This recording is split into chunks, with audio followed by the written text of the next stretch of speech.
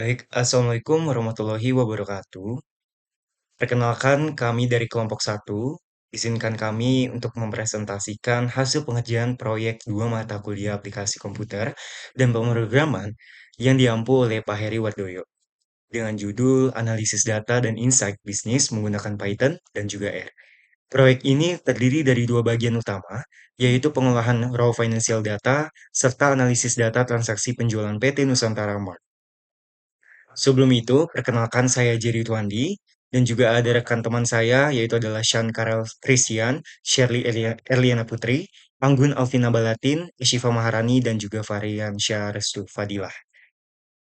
Seperti yang bisa dilihat, dalam praktik bisnis ini, data transaksi dan data keuangan seringkali masih berbentuk data mentah yang belum siap dianalisis. Data seperti ini dapat mengandung nilai kosong, nilai nol, atau pencatatan yang tidak konsisten. Oleh karena itu, sebelum dilakukan analisis data perlu dibersihkan dan juga diolah agar hasil yang diperoleh akurat dan dapat digunakan sebagai dasar pengambilan keputusan. Pada proyek ini, Python juga digunakan untuk proses data cleaning, sedangkan R digunakan untuk analisis lanjutan dan visualisasi. Boleh di next.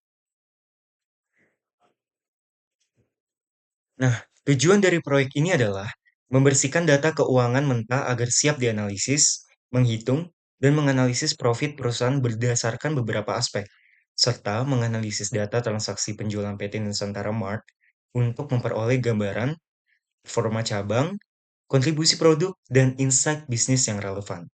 Selanjutnya akan dilanjutkan oleh rekan saya.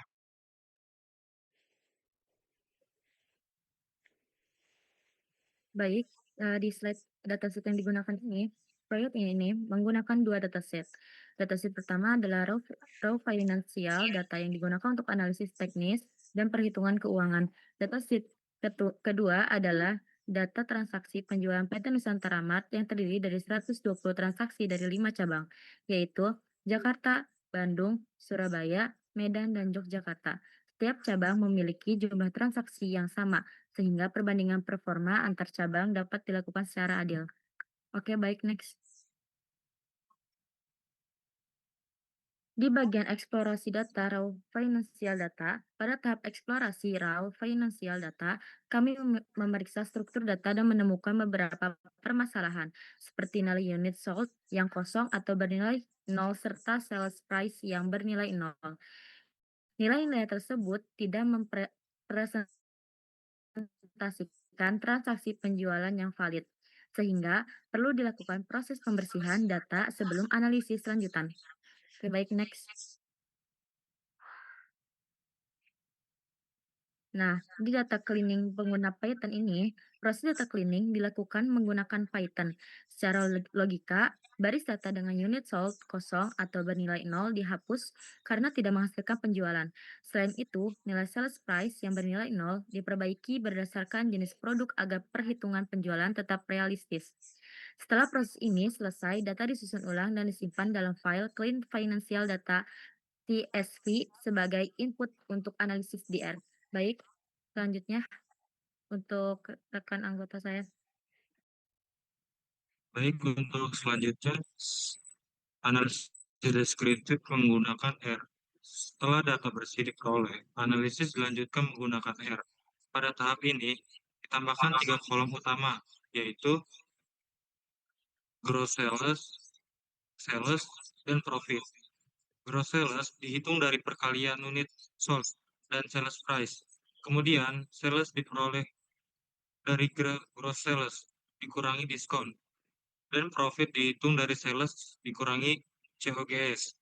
Kolom-kolom ini digunakan untuk menganalisis performa keuangan perusahaan.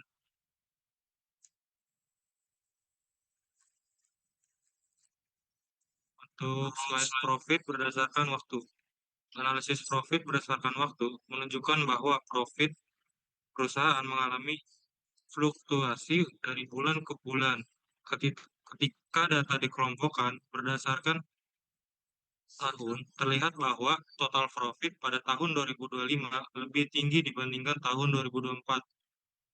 Hal ini menunjukkan adanya peningkatan performa keuangan perusahaan pada periode tersebut.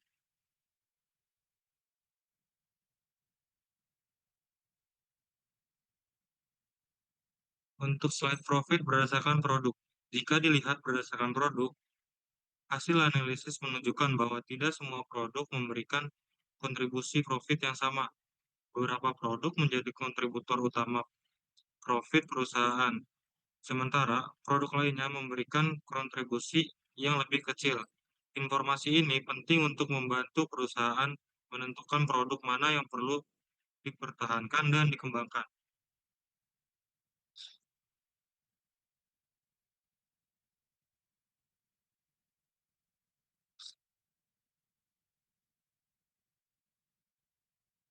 Berdasarkan produk, hasil analisis menunjukkan bahwa tidak semua produk memberikan kontribusi profit yang sama. Beberapa produk menjadi kontributor utama profit perusahaan, sementara produk lainnya memberikan kontribusi yang lebih kecil. Informasi ini penting untuk membantu perusahaan menentukan produk mana yang perlu dipertahankan dan dikembangkan.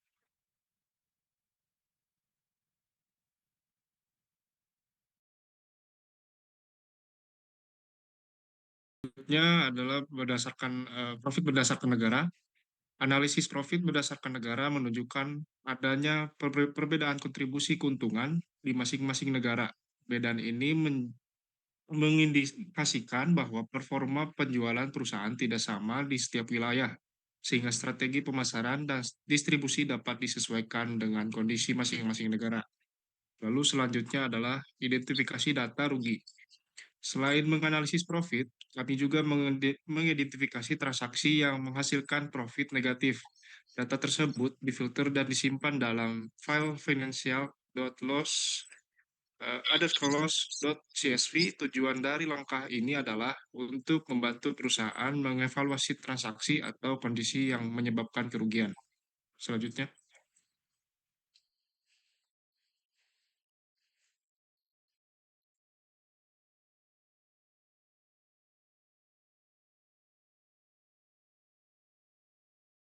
Selanjutnya itu ada analisis korelasi.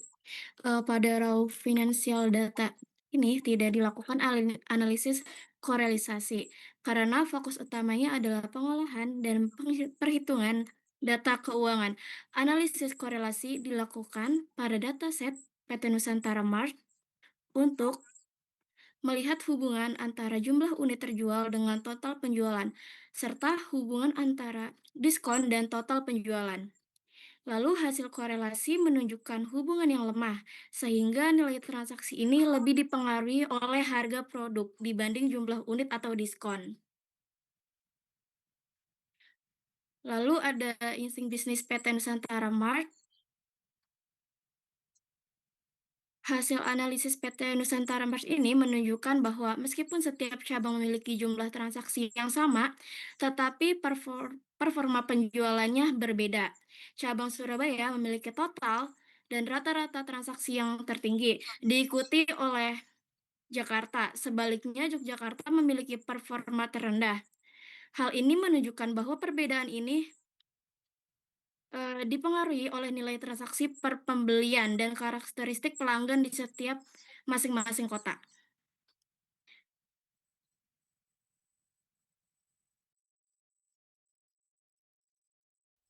Baik, berdasarkan insight yang diperoleh, perusahaan disarankan untuk menjadikan cabang dengan performa terbaik sebagai acuan strategi, serta menerapkan pendekatan yang berbeda pada cabang dengan performa